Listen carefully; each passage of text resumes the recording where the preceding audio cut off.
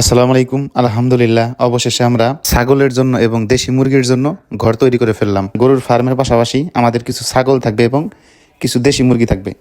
যেহেতু আমাদের ফার্মের সামনে পর্যাপ্ত পরিমাণ জায়গা রয়েছে এবং আমরা কিন্তু অলরেডি 2টা ছাগল কিনেও ফেলছি। আমাদের মুরগি পালার টার্গেট যে আমার যেন বাহির থেকে ডিম এবং বাহির থেকে যেন মুরগি কিনতে না হয়, কিছুটা হলেও এখান থেকে আমিষের চাহিদা পূরণ হবে। বাজার থেকে ফরমালিনযুক্ত জিনিস কেনার থেকে যদি নিজে উৎপাদন করে কিছু খাওয়া যায়, সেইটা হচ্ছে সব থেকে ফ্রেশ এবং স্বাস্থ্যের জন্য উপকারী। তো এইখানে আমরা সাধারণত 200 থেকে 250টা মুরগি রাখবো এবং 20 থেকে 25টা কিন্তু ছাগল রাখবো।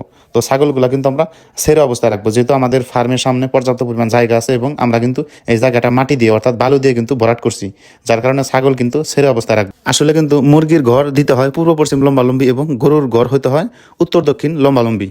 তো আমাদের যেহেতু জায়গাটা মানে ওই উত্তর দক্ষিণে লম্বালম্বি, তাই আমরা আর কি উত্তর দক্ষিণ লম্বালম্বি করে দিতেছি। একটা খরচ বাঁচানোর জন্য আমাদের বাড়িতে যে পুরাতন খুঁটি এবং পুরাতন যে টিন ছিল, তো সেগুলো দিয়ে কিন্তু আমরা মোটামুটি মানে অর্ধেক কাজ আমরা কমপ্লিট করতেছি। ঘর নির্মাণ করতে সম্পূর্ণ কত টাকা খরচ হয়েছে এটিও আপনাদেরকে বলার চেষ্টা করব। তার আগে আমি আপনাদেরকে বলে দিচ্ছি, যারা ছাগলের ঘর নির্মাণ করবেন তারা অবশ্যই মানে ছাগল যেন মাটিতে না থাকে। তো ছাগলের কিন্তু অল্পতেই কিন্তু ঠান্ডা লেগে যায়, তাই আর কি ছাগলের মানে ঘর নির্মাণ করার সাথে সাথে কিন্তু ছাগলকে কিন্তু মাচা তৈরি করে দিতে হবে। যদি আপনি ছাগলের ঘরে চারপাশে খোলামেলা রাখেন এবং মাচা তৈরি করে দেন। আর আমাদের কিন্তু এখানে টার্গেট যে আমরা মানে ছেড়ে দিয়ে ছাগল পালবো।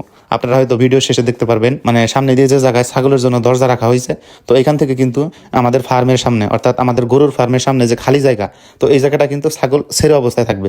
কারণ ছেড়ে অবস্থায় যদি গরু ছাগল হাঁস মুরগি থাকে, তাইলে কিন্তু রোগ প্রতিরোধ ক্ষমতা বাড়ে এবং মানে লেবার কস্টিং খরচ কিন্তু কম হয়।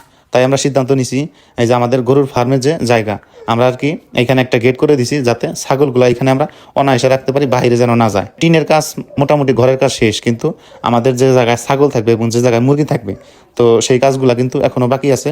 তো আপনারা কিন্তু দেখছেন যে আমি যে জায়গায় দাঁড়িয়ে আছি, তো এই জায়গায় কিন্তু আমাদের ছাগলের ঘরের যে ভিতরে যে জায়গাটা, তো এখানে কিন্তু আমাদের ফার্মের যে পানি, আমাদের ফার্মের যে গরুর গোসলের পানি, তো এইখান দিয়ে কিন্তু চলে যায়।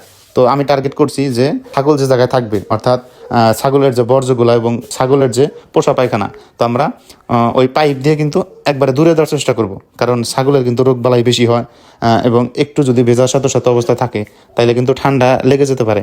তাই আর কি আমরা টার্গেট করছি যে ছাগল যে জায়গায় থাকবে, তো সেই জায়গায় উপরে কিন্তু মাচা থাকবে এবং আপনার নিচে কিন্তু ফার্মের যে পাইপের লাইন, তো সেখান দিয়ে কিন্তু মানে ওই ছাগলের যে বর্জ্যগুলো এখান দিয়ে কিন্তু একদম অনেক দূরে চলে যাবে। তো ইনশাল্লাহ আমরা ওই রকম ব্যবস্থা করব। যারা ছাগল পালবেন তারা অবশ্যই শীতের সময়, যেহেতু সামনে শীতকাল আসতেছে, ছাগলের ঘরের চারপাশে কিন্তু ভালোভাবে বেড়া দিতে হবে, যাতে সরাসরি বাহিরের বাতাস ছাগলের শরীর প্রবেশ না করে। 250টা মুরগি রাখার জন্য এবং 25টা ছাগল রাখার জন্য কিন্তু মানে সর্বমোট খরচ হয়েছে মানে 35,000 টাকার মতো।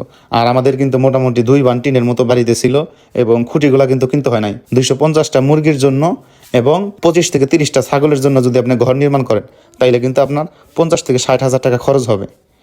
আর দেখেন আমরা যেভাবে করছি, এভাবে করলে কিন্তু 50 থেকে 60,000 টাকা খরচ হবে। সবাই আমাদের জন্য দোয়া করবেন, আল্লাহ তাআলা যেন আমাদের ব্যবসায় বরকত দান করে।